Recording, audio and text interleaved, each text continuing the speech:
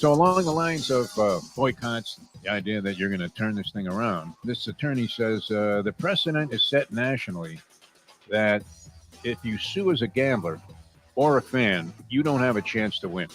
Yeah. They generally get thrown out because courts have held that the plaintiffs don't have standing to sue. In this particular framework, the promoter is the fighter. All of a sudden, Tyson, it's magically healthy enough to fight, looking like a shell of himself compared to his training videos. So you bought into the farce. That's it's true. Look, you're fine. You're a sucker. yes. You put your money up on this thing. Now, if you were betting Jake Paul, you're naturally happy, thinking, wow, this was the easiest money I ever made. But, I mean, the indicator should have been that the guy was being carried out of a plane on a stretcher for some kind of bizarre attack of an ulcer 2 fucking months ago. Instead, we're looking at these training videos and going, hey, it looks pretty sharp to me. I wouldn't want to get in there with him. Yeah, he's punching that bag. I always love when they punch the bag and everyone gets excited. It's like, You may as well have gone to some bar where they have that thing where they measure the might yes, of where it. you punch it one time. Ooh. And they're going, whoa, look at that, a 700. This guy's fucking tough. I wouldn't want to meet him. Like, look, it's, again, you watch. There's nothing wrong with. I'm not mocking people who watch it. I don't care. It was free on Netflix. You have I mean, Netflix to watch it, it's entertainment, some form. I don't judge people for what they watch, but to then bet on it and then be mad that you like Yeah, you bet man. on it. You motherfuckers, you ripped me off. What are you doing? The time. Wake up with Defo, joined by Lubie. Welcome to the Defo Show.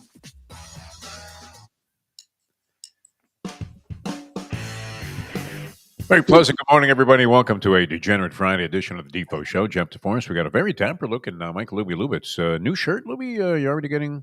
I'm wearing long sleeves. I'm wearing long sleeves. You don't get to do that very often in this part of town. You know, outside with the dog yet? Very nice out there. Yeah. Nice. Yeah. I hopped out to get the newspaper. One thing that sucks about daylight savings, among many things that suck about daylight savings, is I can't go out there without any pants on to get my newspaper. All of a sudden, it's light outside. People are walking right by the door with their dogs, and hey, is that a naked man? No, you're seeing things. What do I look like to you, Matt Gates? Unbelievable. Exactly. 17-year-old, you stupid fuck. Unbelievable. So he dropped out. That was good. Pam Bondi, I don't think she's any bargain, but she's not Matt Gates. I guess that would be the plus there. Yes.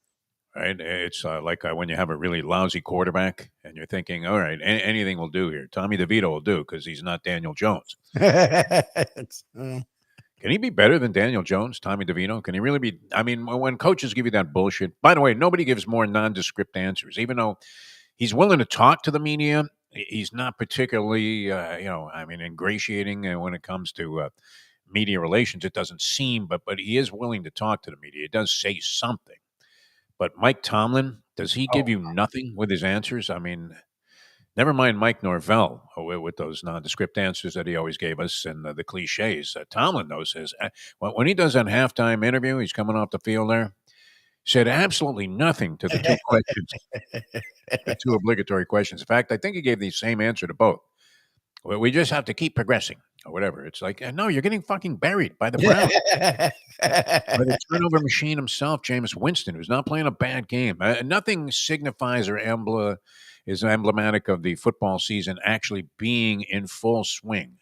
That the shirtless fat fuck in the Browns stands there that's constantly being portrayed on TV. Every play, you don't even get the reaction of the announcers anymore. Never mind what Herb Street has to say. After every play, they cut to a shot of this fat guy in the snow, shirtless, going crazy after every play.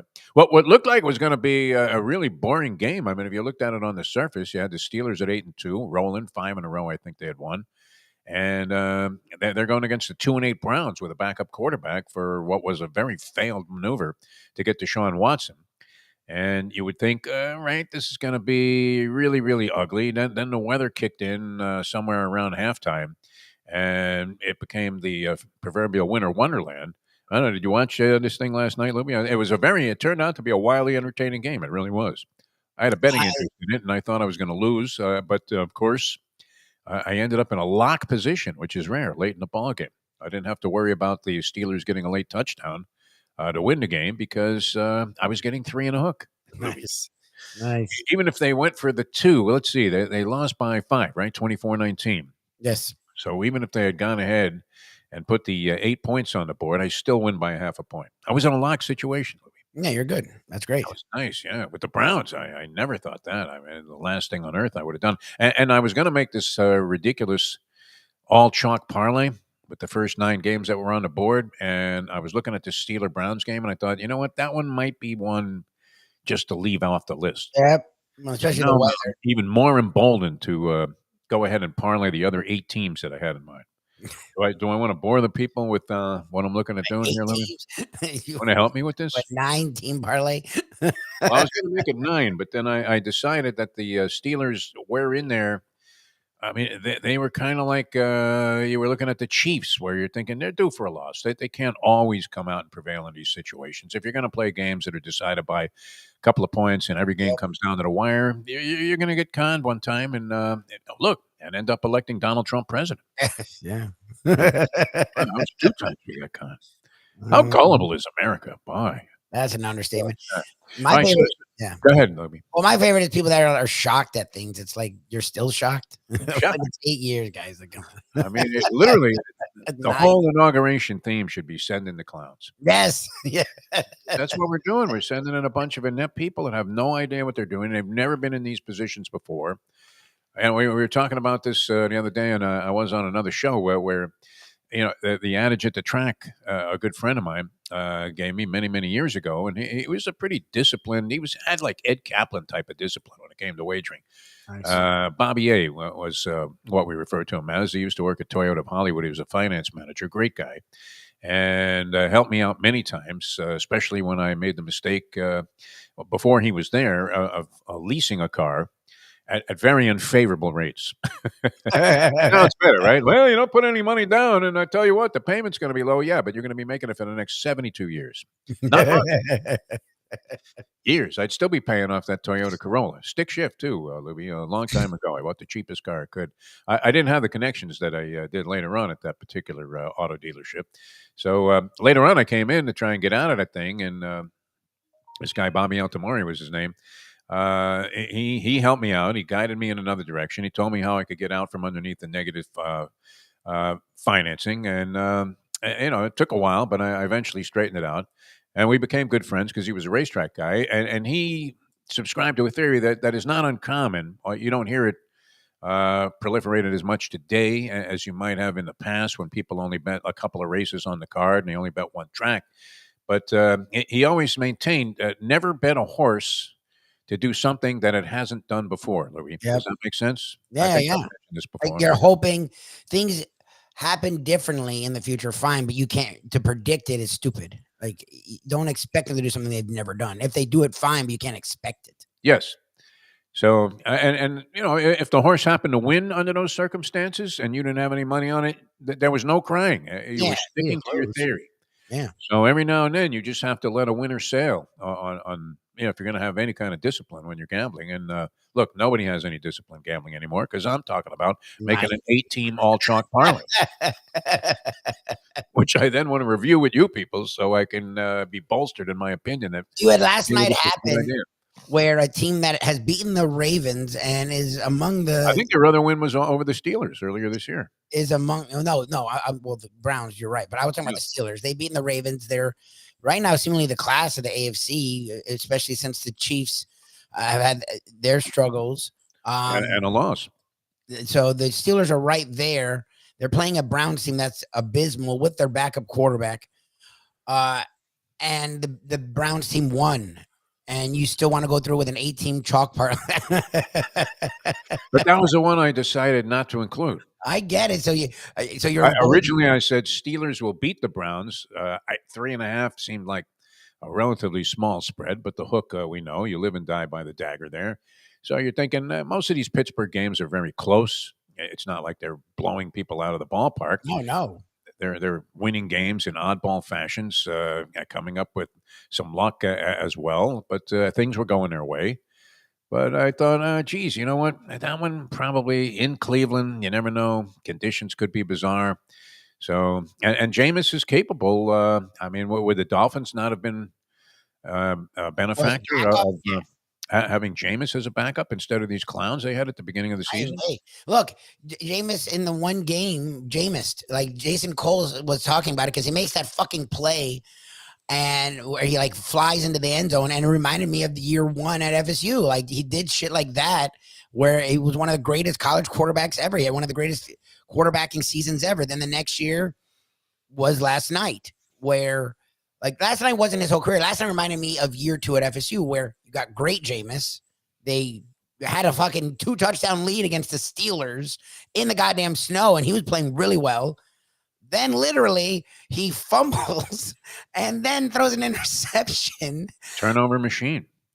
But then they get the ball back, and then he did guide them down the field for the winning, not field goal, touchdown. Because a field goal in that weather, I don't even know how you would have even attempted a fucking field goal in that weather. It would have to be like Patriots, Dolphins type shit. There were field goals made in the game. I for a game winner, like, do you really want the? So, oh no, I was very happy to see them drive the ball. Go get a touchdown, like that was on a fourth down play too. He makes a dramatic run. That was Jameis, FSU year two, leading into what we've seen Jameis in the pros. But yes, I would have taken that over goddamn Skylar Thompson and fucking Tim Boyle. At least with the weapons. And again, the Browns have Judy and Njoku's okay, but the Dolphins have a lot more weapons. Like. Yeah. At least you're in there with a shot with this guy. Yes. Look, they beat the Steelers. You're probably going to lose anyway with backup quarterbacks, in general. I mean, it hasn't always been the case. You see the backup come in and sometimes orchestrate and engineer a win in an improbable spot. It happened with Jameis the first time, right, when they knocked off the Ravens. And Jameis had a great ball game. But, it's funny. You don't hear anything about this guy anymore. I mean, every day it was chronicled, all of the bullshit that he was involved in, and it wasn't particularly flattering. The whole business about sexual assault, that certainly loomed as being questionable. The outcome of those investigations, which it's crazy. How thorough they were by the school itself. We're looking into school. It was Tallahassee Police Department didn't even paid off by the chancellor. The girl came in and they sort of like, yeah, okay. Doesn't really sound believable, sweetheart. Why don't you go take a walk? Here's a bus ticket. Get the fuck out of here. It's super weird. We're not doing anything to Jameis Winston. You want to accuse some backup running back? Okay.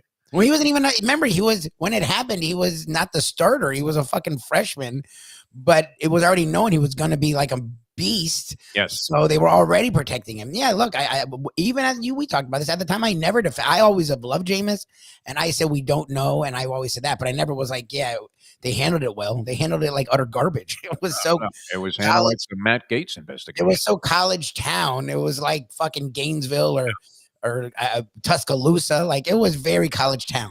Like the way they handled that whole maybe thing. Only Alabama would have done a better job of the cover up, or just ignoring what seemed to be some possible factual information that was involved in that case. And then the crab leg thing, where he ran out of the store there. I mean, much was made of that. He didn't run out again.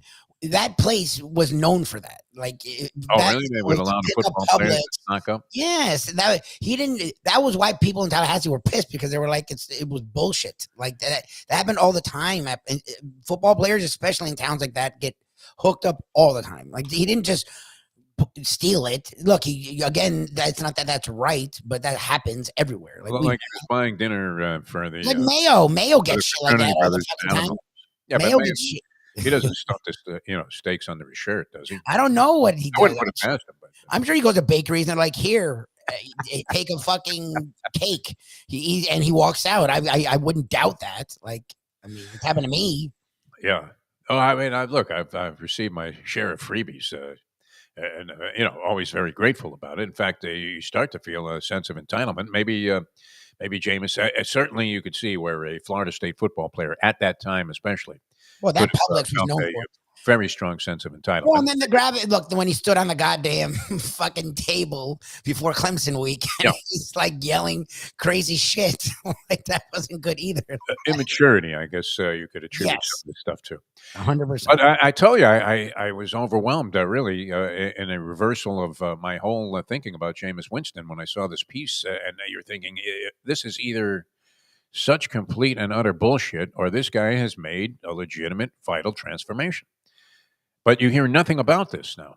Nobody talks about the character of Jameis Winston anymore, now that he actually has some character. Well, he's never done any. Look, I guess early in his pro career, there was he really philosophically, like he struck me as somebody that you would absolutely want to know and would find inspiring when I watched this piece. He's just funny because we know how I feel about Jameis. He's in like some pantheon. When I saw him at the All-Star game, I was like I was already in the sport. I just talked to like Clayton Kershaw, fucking all these great players. I didn't give a shit. Jameis was there. I was like a little goddamn kid. So I was already a grown ass man at that point, like in the business. But like he's always funny. Before the game last night, that fucking interview, and these are FSU fans. We just laugh about him. He's like, "Glory to God." They're like, "What do you think about the game?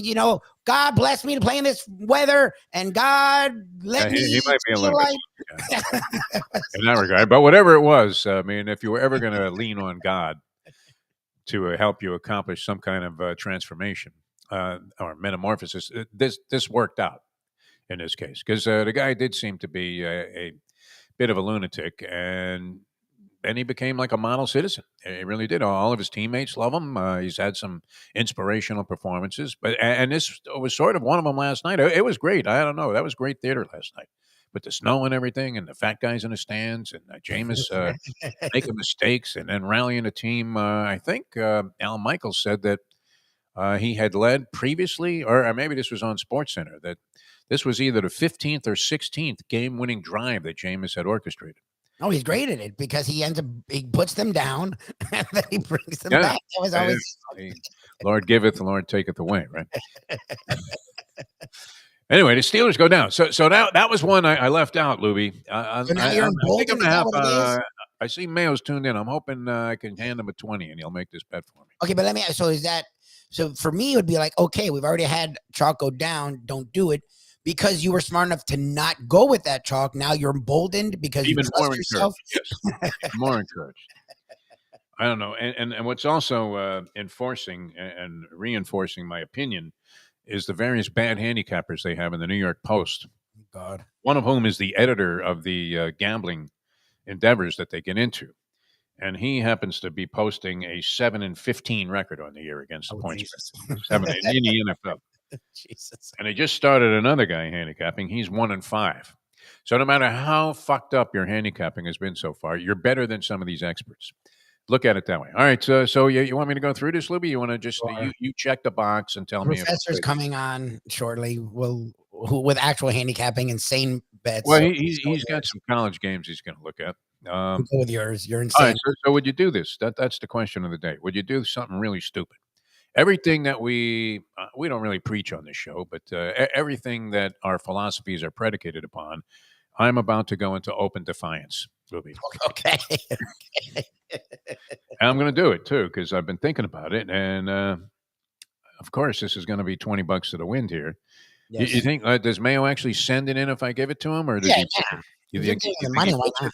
Why not? It'll be well. We'll all pay attention to it all weekend. I love when you guys do crazy ass bets. I monitor the shit out of it. It gives me something. The odds would have to be somewhere along the lines of maybe 20-1 with an 18 money line parlay, even though you're using all favorites. A couple of them are substantial favorites. All right. So Buccaneers and the Giants with Tommy Cutlets. So the Giants have any chance to actually beat Baker Mayfield and the Tampa Bay Buccaneers. The Giants are at home. Team in total disarray. You could say maybe there's a little jolt of enthusiasm. I don't know that they were so opposed to Daniel Jones. He is not a bad guy. He's not some quarterback that you can't wait to see go to the bench. He turns it over a lot. His play just wasn't up to speed. But I don't know. Is he a better? He seems to have a better arm and more of a quarterback type prototype than Tommy Cutlets. Yes. Who you're thinking is going to run around like he's quarterbacking the Navy midshipman. Yep. That type of quarterback. So I don't know. I think the Buccaneers, they're 6-point favorites on the road against the Giants, who suck. Giants are one of the worst teams in the league against the spread, but straight up, they're just as bad. Yep. I'm thinking the Buccaneers beat the Giants somehow. Yes. No? That's sound. Yeah. And the 6 points. Anything. The Giants, because that's the thing is, did they have Saquon when Tommy Cutlets played the last time? Yeah, Saquon was on the team last year. That's the thing is like they could lean on the run game. Sure. Like, that was always Daniel Jones' problem is he turns it over a lot. Like he's not great, and then he also turns it over. Like Tommy Cutlets was scared to death to turn it over. He loved his moment, so he would just trust in Saquon Barkley and their okay defense, and they would get through. They don't have Barkley anymore. Their run game is not what it was. Like, and as long as it's within a touchdown, they're terrible. The Giants. as long as it's within a touchdown, I don't see why the Bucs should cover that. I mean, But this is no points. No points. Straight up. It's not points. It's a parlay. Just to win the game. Buccaneers over the Giants just to win the game. Yeah. Is that a safe spot, you think, Lubie? All right. We'll see game. where we fuck this up. Yeah, we're gonna. All right. Now I'm going to go ahead then and parlay that to the Vikings over the Bears. Vikings are on the road. Now that one's a little bit suspect. I'm thinking about leaving that one out and making it a 7-teamer. That one's because the Bears aren't as bad as their record would indicate, although they are bad. But nonetheless, and they got off to a decent start, so they have a couple of wins that's maybe inflating that a little bit towards 500, but they're sub 500. They find ways to lose games. The Vikings, however, in the last couple of weeks, Lubie, if you've noticed, have been eking out victories. They haven't been nearly as impressive as they were early in the season, even though they continue to win. So, and Sam Darnold supposedly a little bit dicey. But would you go ahead on the road? No. Okay, so you would leave that one out. The Bears have been, the Bears, if not for two stupid ass ways to lose, would have one of the best records in the NFC. The Bears have had a nice year. All right, we'll have to watch that game carefully. I think I leave that out and knock it down to a 17 money line parlay. Lions should destroy the Colts. Are you in agreement there? Should destroy, they're on the road. The Colts have been actually very good against the point spread. One of the best teams in the league against the spread. The Colts are 8-3 against the spread this year. But straight up, can you see them really beating the Lions, who are rolling right now? No. You got. They're running up scores on teams. Yes. They look absolutely amazing. Dan Campbell, he has no mercy. I don't care what Campbell. Gino Auriemma going for his record-breaking victory. I agree with her. I don't know what Campbell's actually doing. I think they were smart at getting a guy who's turned into a great GM and two elite coordinators. Like, I think both guys after this year will be gone, and then we'll really see what fucking Dan Campbell is as a head coach. But right now, while they're there, Johnson and Glenn are doing an amazing job. And what's interesting about the Lions is they still have that fucking mentality about being the Detroit Lions. So they're not like laissez-faire. Like, they take every week very seriously, and they play very smart, sound football. They're not just like the Dolphins where it's like hit or miss, big play, let teams, like, their defense plays really aggressive and smart, and their offense, it's not just high flying. Like, they run the ball really well. They count on the run, and it's a lot of smart passing plays. Like, I don't see them losing to a team. You can't see them losing to the Colts. Okay. Especially if I can't either. I can't see him losing the game outright. Richardson is playing? No way. I see Richardson's playing against a tough Lions defense. All right. I don't see the Dolphins losing to the Patriots. I just don't. That one's iffy. The Dolphins should win the way they're playing right now, but the Patriots have actually played decent football, and May's playing better. And I give the Dolphins an edge in that game, and I think the line is relatively fair there at 7.5. But without having to lay the 7.5, do the Dolphins straight up at home win? Yeah, straight up. All right, let's buzz through these quick. So we're in agreement on 3 of these games. Yeah. Commanders destroy the Cowboys. They're at home, the Commanders, and laying 10.5. But is Rush playing? Rush is playing, right? Dak's done. Yeah, Dak's out for the year. Okay. He's done. Yeah. Okay. All right, so we have that. All right, so we have Bucks. We're going to scratch the Vikings over the Bears. I just hope that doesn't come back to haunt us. The Lions, Dolphins, Commanders, Chiefs over the Panthers to win straight up. Yeah, I can't see the Panthers winning that game. That's a disaster. Spread might be another matter. Texans over the Titans. The Titans are horrible. I like the Broncos over the Raiders. Raiders, as we saw, in disarray, and the Broncos playing much better football than people anticipated. And that's where it stops, Lubie. So the Bronco Raiders, the one, like what we saw from the Raiders versus the Dolphins the second half last week. Maybe they aren't going down straight up to the Patriots, are they? No. The Broncos Raiders. What we saw from the Raiders last week with the turners in put into their offensive, they've gotten back to basics, so maybe the offense is better than it was, and the Broncos aren't like a world beater. Well, they almost beat the Chiefs when they were still in the game, and they rivalry shit. So that's another one. Well, I would lean Broncos. I agree with you, but I don't know. The Raiders are a weird fucking team. You're gonna have to take some chances here. I mean, it's not like it's a guarantee. You're talking about a 7-team. Okay. Money line parlay. Kenan. You shouldn't feel overwhelmingly comfortable about even parlaying 2 fucking teams, or even one for that matter in the money. I feel like This is like nursery school for degenerates here. I feel like I'm reading the Sun Sentinel in like 1989, where they used to do that grid. Yeah.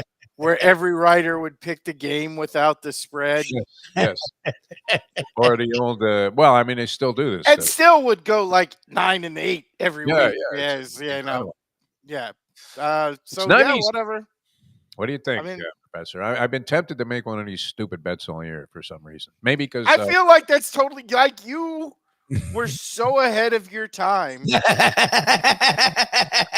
Like every 22-year-old douchebag followed the Defo plan. Wants to bet a 14-team money line parlay. I've seen worse. A friend of mine, I'm not going to mention his name, but he's already an absolute maniac.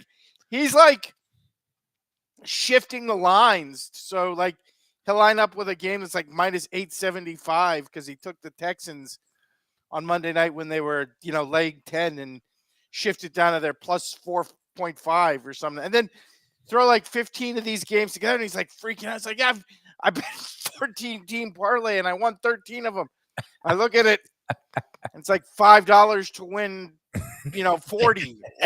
Some nonsense like that. Oh my God. You got to Yeah, because again, he's buying like crazy. I mean, he's buying like 10 points per game. Right, like, right. This is the most insane thing I've ever seen.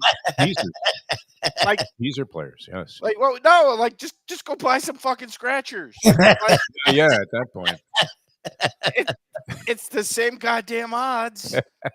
Get a medal again, there's not a good chance, but you could win like $250,000 if you hit big. Like this, you're gonna hit a 14-team parlay. You're gonna win $35 goddamn dollars. Here's 30. Just leave me alone. The odds are see what the odds are. Yes, if I'm not getting 20 to 1, I'm not doing it. Yeah, that's stupid. I have to get 20 to 1 on this thing. $20. If you give a shit. $20. This is just, but you're not buying points. You're just taking buying points. No, just a straight up money line parlay. That's it. I mean, it's still not something I would do, but of course you would. Again, because you flash back to the Sun Sentinel back in the day, like you never see, and then professional sports writers like hung out with the NFL team. Nobody ever went anything remotely close to undefeated. It was always I had a big week. I went 11-6 without the spread. Okay, look at last night's game. On the surface, I mean, how are you betting a 2-8 team against an 8-2 club? Because you knew the game was going to be played in a fucking blizzard. That was fucking great. That was classic. Honestly, I'm watching that game. And like when I sit down, that there was like a light snow, but it wasn't. And then like 30 minutes later, the field is covered. Yes, you can't really see Jameis Winston because of the white jersey. You were waiting for Chuck Mercine to get a handoff and maybe try and skate his way around the left end to set up Bart Starr for that quarterback sneak in the frozen tundra. All right, we want to get to some college picks, Professor. I don't know if you had any political commentaries or anything that you wanted to make before we got going. Certainly some interesting. I can proudly say, with the resignation of Matt Gaetz, and I don't even know if I'm proud of this, it's just an unusual fact. I have been blocked on Twitter by what is likely to be the next Attorney General of the United States. There's not many people who can say that they have been blocked on Twitter by the Attorney General of the United States, not for politics, because I made fat chick jokes at her about 4 years ago. During the whole Stop the Steal thing, she put a post up about how she was going to Philadelphia with Rudy Giuliani to stop the vote counts because they were going to stop the steal. And I was like, well, Pam Bondi, we all know if you're going to Philadelphia, it's really to go to the Tasty Cake Factory. And she blocked me. So I have officially been blocked on Twitter by the Attorney General think that of the United States. She forgot that. So look for yourself. I mean, I imagine that there's some kind of investigation. Probably did forget it. But yes, legally, if I vanish, you know why. It's because I made it's very a joke about Tasty Cakes at the Attorney General 4 years ago. You may have to leave town. No doubt about it. All right, we want to get into you're picking some college games for us. It hasn't been the greatest of seasons, but no kidding. We have maintained and will always maintain our faith. Everybody gets dusted up once in a while. You have been a modicum of consistency in winning ways over the years. So I have yet to I mean, it's not one of those deals where now I got to turn my back on you. It's never going to happen because we love the logic, and we figuring you're going to strike hard and maybe close with a big rush this year. Let's hope so. So let's do it. We can't do the normal count on bowl game thing because of No. sit outs. So we're hoping for a big finish. Anyway, we start with our big one of the week, and that is Texas A&M laying 2.5 to Auburn. I don't really see a ton to justify this line. I guess there's probably some thoughts about a look ahead being involved here with Texas A&M having Texas in 2 weeks. But I'd point out Auburn's equally guilty of the look ahead here with the Iron Bowl. Really, the only hope they have for their season would be to upset Alabama. So I think, and let's remember, Auburn last year, the week before Alabama, lost to New Mexico State at home. Yep. So, if you're looking at a look ahead game here, look ahead's guilty on both sides of this one. And Texas A&M just a better football team, really on both sides of the football, particularly though on the offensive side of the ball. Now, Texas A&M does have a concern that their top running back is out, suffered a nasty injury during the South Carolina game. You probably saw it live on TV, but relatively deep at the running back position. They were already basically a running back committee team, and thus far through their one game, Emmitt Smith's son, E.J. Smith, actually has filled in nicely in that position. E.J. is an interesting kid. Was at Stanford, actually was a nice player at Stanford, and then just sort of randomly transferred to Texas A&M during his last year. I don't think it was a portal thing because, I doubt he's making a bunch of NIL. Anyway, he filled in pretty nicely last week. Not a guy I'm uncomfortable with, an experienced player. Again, had a nice career at Stanford before going to Texas A&M. So I think they'll be fine at the running back position where they're already relatively cheap. Look, I don't see, to me, any enthusiasm about the Auburn football team this year is completely irrational. Yes, they did get their only SEC win a few weeks ago, but that was against Kentucky. And they've been, for whatever reason, particularly miserable at home this year. Turning the ball over constantly. I believe there's something like 118th in turnover margin. And they actually get a fair amount of turnovers from their defense. That's how much their offense has turned the ball over this season. Absolutely nothing at the quarterback position in terms of consistent or really positive play for Auburn. Again, I don't want to say I don't understand this line because I do understand it's just a home team in the SEC kind of line. But at -2.5, I think the Texas A&M is a major steal, one of the better numbers we've seen probably in the last month. So that's our load up for this week. Texas A&M -2.5. All right, a little get out city here. Texas A&M -2.5. Andy says, did a little research on our chalk parlay. It looks like it's only paying about 6 to 1. That hardly seems worth it. Lubie has become wise. Yeah, because you're betting like huge money lines. You're yes, it's all like -250 and above. Yeah, for sure. Such ugliness. All right, scratch that idea. Unbelievable. All right, yeah, Texas A&M. I'm going to be better off putting my $20 on Texas A&M laying 2.5. You're also looking at one of the great rivalry games in the country. It doesn't get the attention that it deserves here on the East Coast, of course, but out west and in the city of Los Angeles, City of Angels, of course. This was always huge. I'm not sure that it maintains the same luster that it did back in the day when both of these teams were very good. USC and UCLA. Definitely not a huge luster game. In fact, it's being played like in the middle of the night. Yeah. This time around. Again, fading UCLA just like we did last week. We talked about UCLA's problems on both sides of the ball. You highlighted against the Washington Huskies where they really could not do anything particularly effective offensively. Now that might get a little bit better against USC, whose defense is not quite as good as Washington's. But I think their defense will have a lot more problems than they faced against Washington, as USC is obviously much better offensively than either of those teams. Light line here, -4.5, -5, depending on where you saw. We talked about it yesterday at 4.5. I'm showing it right at the moment at up to 5. I'm still comfortable really up to 6.5 here. I don't really see any reason for enthusiasm against UCLA. Their quarterback play with Garbers has been bad all year. They don't run the ball. They're now, again, this is understandable. They lost like 6 kids to the NFL, including the kid to Indianapolis, who's been really good along the defensive line. So their defense got gutted last year. It was an upper class group, and Chip Kelly left, so they had a couple transfers as well. But really looking at a defense that's bottom of the barrel in the Pac-12 and an ineffective offense. Again, I don't think USC's defense is going to shut them out. I think this is going to be, as opposed to Texas A&M and Auburn, which I think will be very low scoring. I think this will be a high scoring game, but I think USC wins comfortably, probably by a couple scores in this spot. All right, kind of lay was originally a 4 and a hook there, so you're saying it's climbing a little bit. USC lay the points with USC against UCLA, and you're also looking at Penn State and Minnesota. I think this is strictly a mindset game for me. Penn State is sort of on the fringes of a conversation point about the playoff. You're most of the SEC crybabying is focused around Indiana and expecting Indiana to lose, but there's a little bit about Penn State too, and the fact that they haven't had a quality win in like 4 years. I think we're going to see the usual James Franklin pattern where he beats the hell out of mediocre and worse teams and then loses, usually in a very non-competitive way, to quality teams. Well, Minnesota, he's playing this week, is sort of the definition of mediocre. They're not as good defensively as they normally are.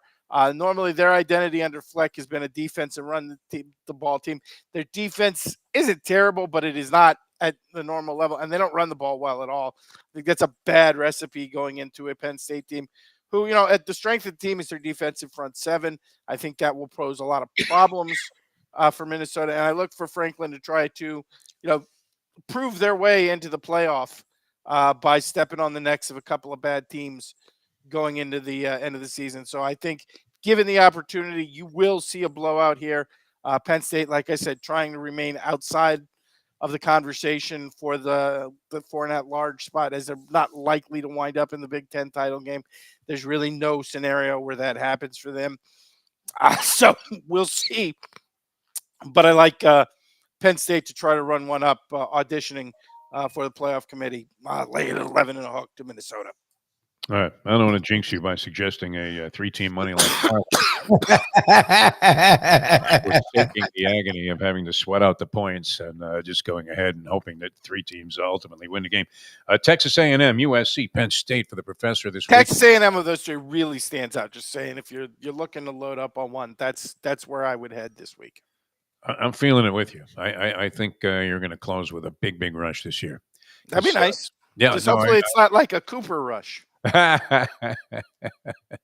Or a Donald Trump Jr. rush. Is there any doubt who left a bag of cocaine in the White House there? I mean, yes, that's the amazing thing is, as we did a big board on it, there legitimately is a lot of doubt. Like that's how many people in the White House like the who have been to the White House like the yayo. Honestly, that was a little buzzed. They do. That was really the shocking thing of the whole Mahomes Kelsey robbery story. Wasn't that Travis Kelce keeps 20 grand in cash sitting by the bedside, although I think that's kind of stupid. It's that Travis Kelce didn't come out and be like, and they got my bag of Coke. Swifty probably has 20 grand in her purse at all times. Just because it's pocket change to her, literally. I know, but I'm just, again, to me, the surprising thing is Kelsey was like, and they got all my Molly. What the hell, man? How am I supposed to play this week? Exactly. All right, let's do it. Let's get into the big board. We're jumping right in. Okay. Highlight of the week as we get started here on this Degenerate Friday. So definitely centered around the topic of gambling this week, as a lot of people online were talking about either capitalized or missed out on a generational opportunity gambling wise, with Jake Paul facing off against Mike Tyson. Yes. A lot of people saying, like, how could you not bet Jake Paul at minus 200? Now, you and I talked about this before the fight. If you were on this train, like I think you were sort of feeling that Jake Paul is a legitimate boxer. Now, I don't happen to feel that not overly legit, but he's not the worst I've ever enough seen. to be credible. I mean, again, nobody's taking a 27-year-old Lubie to go fight Mike Tyson. If you saw him in a 4-round prelim and he was, fighting the house fighter, you would think, okay, this guy's in there to give him a couple of rounds. And again, I have no idea how legitimate or not Jake Paul is. I don't know if you can base it on fighting, old MMA guys and Spud Webb or whatever basketball player, Nate Robinson.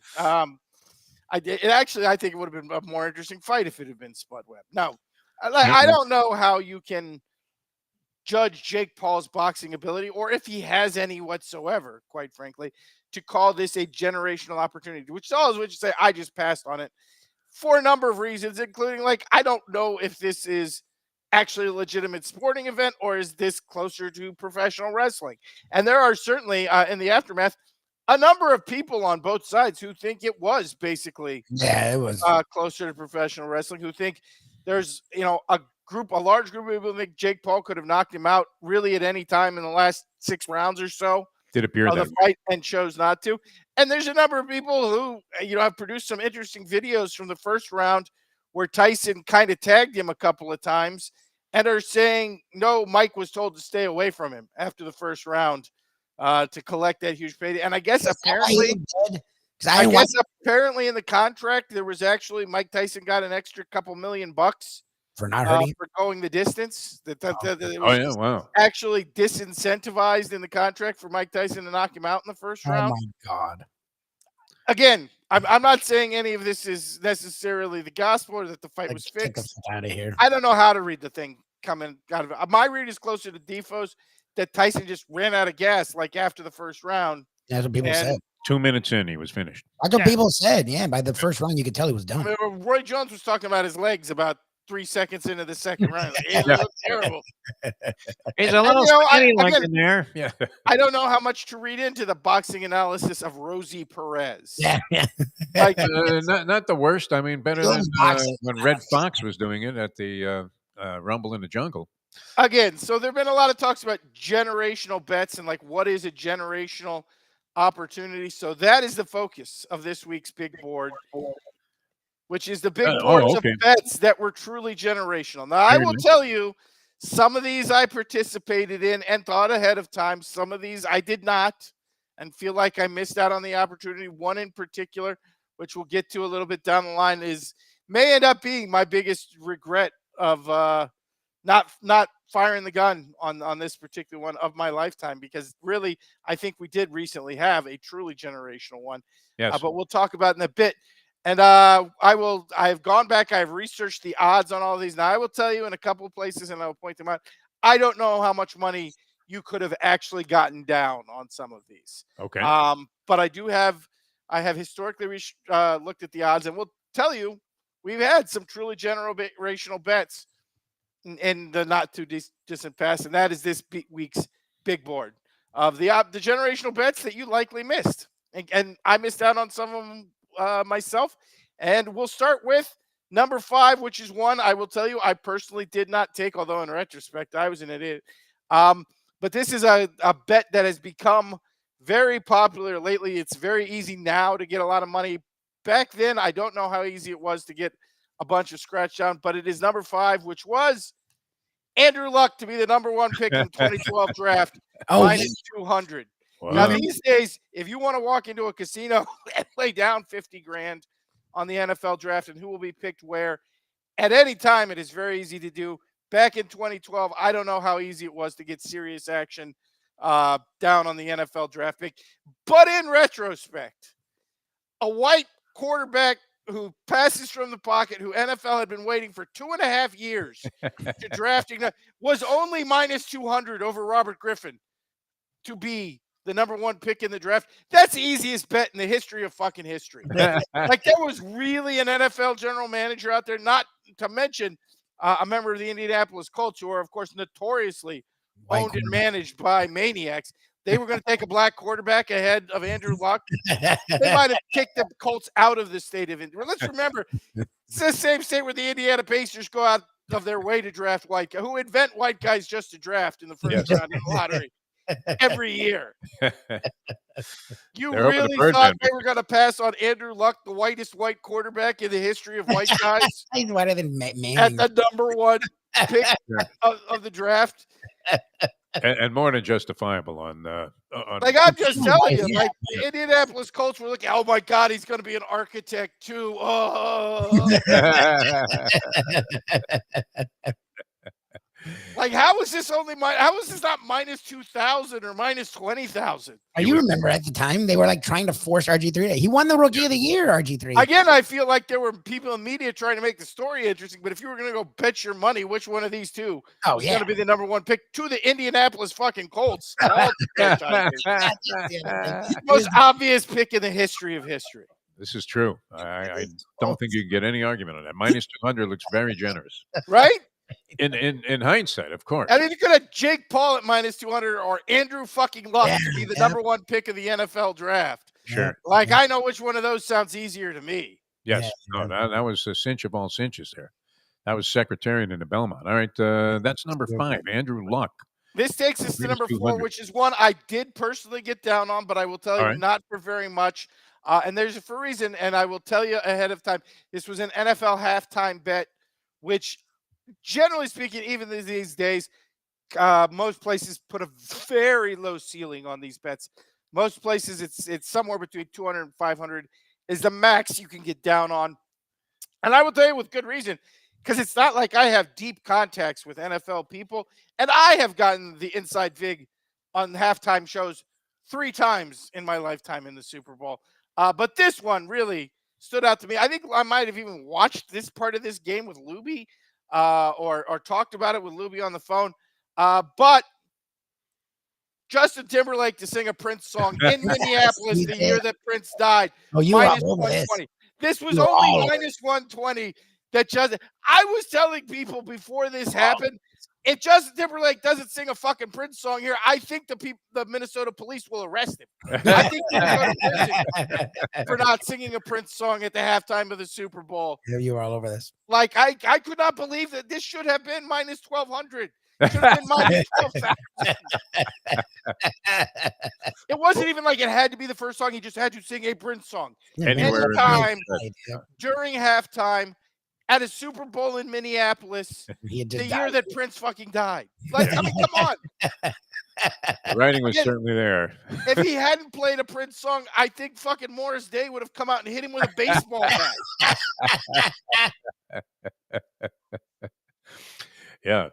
Jimmy Jam and Terry Lewis would have come out and beaten the. I told you to sing a fucking Prince song. What would how did you not bet? How did the whole world not get down on this? And again, only minus 120. What could you get down on? You can't do a lot. I think I got like $250. Yeah, you can get like 500 on these. Yeah, you can't actually get serious cash. It's easy to rig. Like, these are super easy to rig. Again, like certainly like half the world sees the rehearsals. Yeah, like the Defo one. I mean, idiots. Like, dude, you think you're the only ones doing this? Woody had a friend at the rehearsal.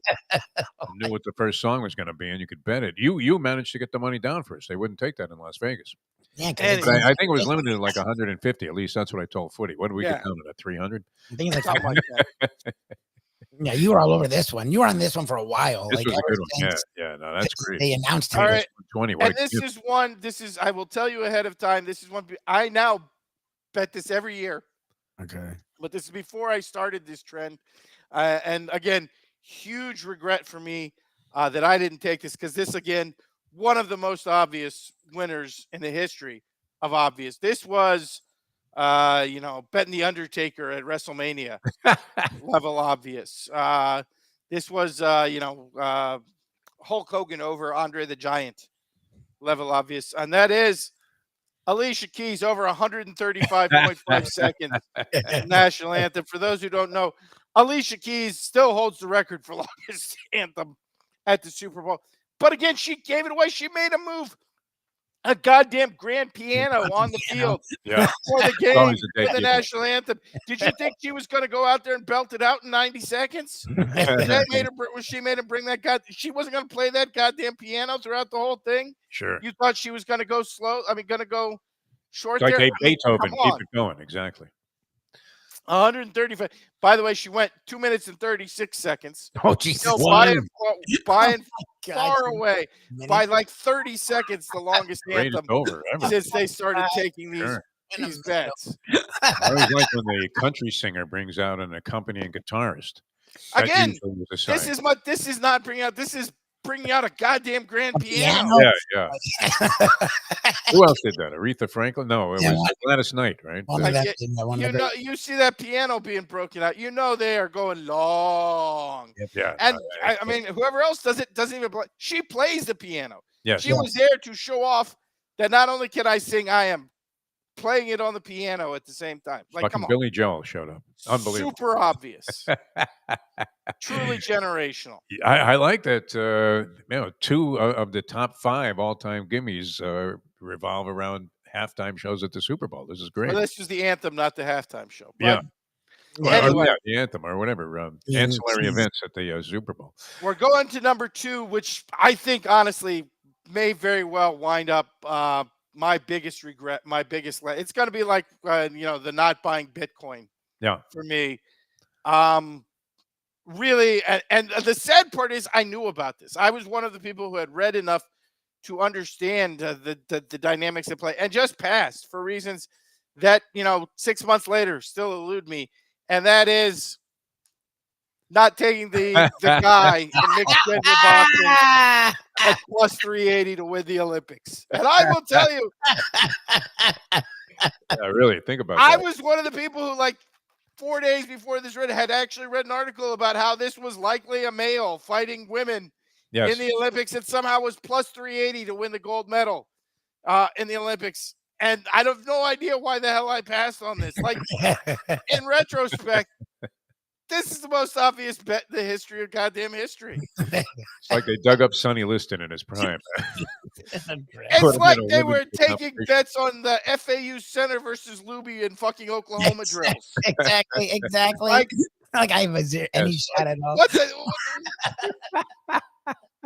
the hell was I thinking? You have the opportunity to not only get the dude in mixed gender boxing, but to get the dude at plus 380 to win the gold medal. Oh my god! I still have think- no idea how the hell I could have passed on this. I can't believe Charlie Partridge actually let that guy flatten Lubie like that. That was mean- scary. I still have that. It's an indelible impression I You have. beat of the shit out of him. me. No, I had a Last concussion. year. 100%. I had all the symptoms of a fucking concussion. Oh 100%. my god! That But was- anyway, I this had is no my chance. This is the this same is my thing. personal white Same whale. thing. Yeah. That's- Like, how the hell did you not take the guy? I love that And they let you bet on this, and they were giving you Plus 380. You're getting plus 380 on this boxer to win. Even did if we I'm fucking- not trying to be like Dude, trans hate guy. No, Again, I'm not trying to get into the politics of all this. No, I'm just It's just a gift. pissed at myself. Like, what the fuck was I thinking? That's That's Like almost having 41. and it was the go on with Olympics too. 20 You minutes. could get down to like a serious bet. It wasn't like Really? Oh. this was capped out at $100. You put like $1,000 in that. You put like $5,000. Unbelievable. Yeah, that one. I mean, you're making me feel stupid. Do retirement off of that. Right? Who would figure you could bet on it? I like regular. No, I read it beforehand. I was Yeah. like, okay, so it's the Russians who are accusing her. And we all know Vlad and the Russians You hadn't seen. love to cheat in unnamed sports. So I mean, I get why I passed, but goddamn, like, what the fuck was I thinking? Just where the shot is. And like the first time you saw, it, you're like, oh no, that is in fact a dude. Like, It's a well, These women are in there with Antonio Margarito. Yeah, And he probably had the stuffing cut out of the gloves. Was Panama Lewis in her corner also? I mean, how did we miss this? Unbelievable. right? That's number 2. That's a whopper. I can't imagine what number 1 is. Oh my god. Number one, and I only put this one at number one because we in fact told you about this Okay. on the show, and I did personally load up on this one, but we warned you this one was coming, and it was an easy opportunity, just giving money away, and that was Rat Face to make the Final Four in his last year in the NCAA tournament. For those of you who forgot, You were all over this. not only was it super obvious, they sent them to fucking Greenville, North Carolina for the first round, just in case there was any chance that they might actually lose in the first or second round, as they are up to do. We're going to send you to the hometown referees who are not just feeling the NCAA pressure, but who know they will probably not escape the arena alive anytime in the first 2 rounds. And if you remember, when they got to the 8s, they were playing an Arkansas team that had a kid who was like a defensive stopper who the round before had basically fouled Chet Holmgren out of the game. and gotten rid of Gonzaga, a very good Gonzaga team. What happened? He got 3 fouls in the first 6 minutes of the ball game. That's going to put him on the Like plane. there was no question that they were going to make sure Ratface got to the Final Four. And we told you about this one, and you got plus 200 you were on Duke making the Final Four in Ratface's final season. I mean, look, it wasn't like it was a secret, the relationship between Ratface and the refs through the years. They weren't subtle about it. No. Over there was the time where the little white kid went out and punched Chris Paul in the face, and they called the foul on Chris Paul's face for being for blocking in the way of the Duke player's fist on senior night in Camden. Arm movement. But this one was not subtle in the least. In fact, it was so not subtle they made sure North Carolina got through to on the other side of the bracket so they could face each other in the Final Four in Rat Faces last year. Did Grayson Allen ever foul out of a game? We made it number one just to pat ourselves on the back because this one we did, in fact, take and load up on. So that's our number one generational bet opportunity. Awesome list there. Yes, no, that's fantastic. The professor, ladies and gentlemen, who was giving you Texas A&M, USC, and Penn State, and more. I'm telling you, don't be like me. Don't make the mistake. If you ever see a mixed gender match where you can bet on the guy at plus 380, take the dude at plus 380. I didn't know it was a thing. The fact that he knew it was a thing and didn't bet on it. I mean, this wasn't Bobby Riggs, you know. Oh no. All right, excellent stuff, Professor. We'll see you in a few minutes here on the burial program. So we'll hopefully post these same winners there and have them all come through. So thanks so much for being with us. Always a pleasure. Guys, have a great one. The best right, Professor, ladies and gentlemen. That's classic. That was good. That's classic. Very enlightening. I mean, how stupid do you feel, public, to have missed out on some of these opportunities? The luck one, like he's not wrong because it's one of those. It was like they always create a debate towards. It was like Leaf Manning, where look, they've been waiting to draft fucking Manning for 3 years. Like as good as Leaf was, like you were going to draft Manning because again, it was like LeBron and Carmelo. I actually like Carmelo. Carmelo had the college career, but just on what you had heard from LeBron, you couldn't be the team that didn't take LeBron. Like you had to take Peyton and you had to take Luck. But they did they were trying to drum it up. And look, again, RG3 did win Offensive Rookie of the Year that year. He wasn't terrible. There was a lot of sentiment that he would be the number one pick. But same thing. It surfaced Rick Myra, Drew Bledsoe. Yeah, Everybody knew that Bledsoe was much more of a quarterback than Rick Myra was running around there at like 5'10" for Notre Dame. Yeah. So you thought, how could that possibly go any other way than Bledsoe? But they made the media, I guess, and the public made a big debate out of it.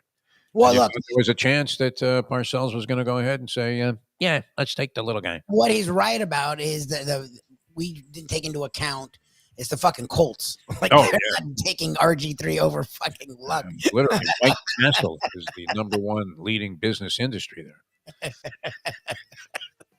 I guess it would be a business and industry, but I mean, think about that. If you can't get a table at the place with the Elmo's or whatever that is with the shrimp cocktail, then your next move is White Castle when you're in Indiana. Indianapolis. That wasn't much of a city there. That they held a Super Bowl there is quite a surprise, Lubie. It's not even a place you want to change planes, is it? No, there was literally nothing there. They were nice people, but that was. Who goes out of their way to live in Indianapolis? I didn't know people did. No. It was eye-opening. Have you ever thought about it? Oh, wow. Yeah, you see it on The Price is Right. Wow, can you believe that? They want a trip to Indianapolis. Sell it. You don't even get to the door of the studio before you've unloaded that thing back to the show. What? You only pay 10 cents on the dollar if we trade that back in? Wouldn't even think about going under those circumstances. No, we went and we were like, why are we here? Totally fucked up shit. It wasn't even cold. I was like excited. All right, it's the Midwest. Fucking February. A little bit of, and it was like 50s. It was like 50s. It was like, I don't need 50s. When Jim Gray had his name announced for a table there at St. Elmo's. Oh, that was a disgrace. That's when I got fed up with that city. It was one of the first places we went. Was that the first place we ever went, Lubie? That was either first or second. Dallas and Indianapolis were the first two. I don't remember what order. Yeah, me either. It was a long time ago. All right, thanks everybody for tuning in. We'll be out at the track later on. Mike Mayo's lunchbox gets underway 1:00. And a lot of racing activity as well as we head into the championship meet. Gets A week underway next away. week. Yes. Unbelievable. Yeah. So, and that whole Luca Panici thing. Wow, that was wild, huh? Touts my friend on a horse, says he's betting that horse himself. It was not a horse he was riding, and then he goes out on a horse that he says has no chance. Is Oh, just he won. a flat out pig, He bet against himself, and then and he wins won. the race. $40. Triggers exotics that could have easily made your weekend, and had you buying dinner for four at Cafe Max or some Lucas Classic. elegant dining place on the Mayo Tour. And you could have had a good time, but you got talked off of it by the jockey who gave you the horse that ran second as a can't miss proposition, and then fucking mows him down on a pig. Lucas the best, man. Oh my God, he needed to win. I mean, he hasn't been. That's fine. Let him win, but then say, "Look, I'm going to win." No, he told him that this horse had no chance, zero. He was a 10-1 morning line horse that went off at 20-1. So the public was in agreement. Either that, or he told everybody he had no shot. But Lucas' word doesn't travel in that wide of a circle. Change odds. I mean, Francesco's isolated up there in Melbourne. He don't know anybody anymore, and he's begging me every day. Hey, when are you moving? Yeah, exactly. He's like, I'm bored as fuck. Finally, I have somebody to go gamble with. All right, thanks, Lubie. Always a pleasure. We'll see you later on. Thanks, people, for tuning in. We'll see you next time as we leave you know that. The time. It's 9:06. Let's go to eat a damn snack. Look what they brought.